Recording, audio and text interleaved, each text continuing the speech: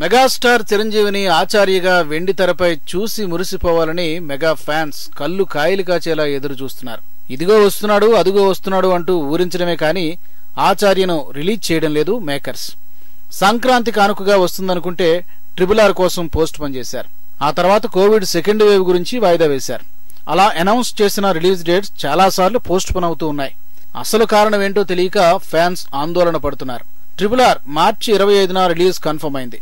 దీంతో ఆచార్య April 4న release అవుతుందనే talk వినిపించింది. ఏప్రిల్ 29న విడుదలవుతున్నట్లు మరో న్యూస్ వైరల్ అవుతోంది. ఇంతకీ ఆలస్యం కావడానికి గల పలు కారణాలని చెబుతున్నారు క్రిటిక్స్.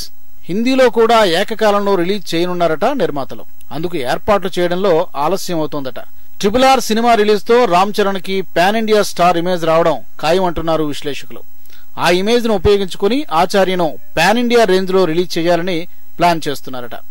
ఆలస్యానికి ఇది మరో కారణమని కూడా క్రిటిక్స్ అభిప్రాయపడుతున్నారు. హిందీ రైట్స్ సొంతం చేసుకోవడానికి పలు కార్పొరేట్ కంపెనీలు పోటీ పడుతున్నాయని సమాచారం. మొత్తానికి ఆలస్యం ఆచార్య సినిమాకి బాగా కలిసొస్తున్నట్టుంది.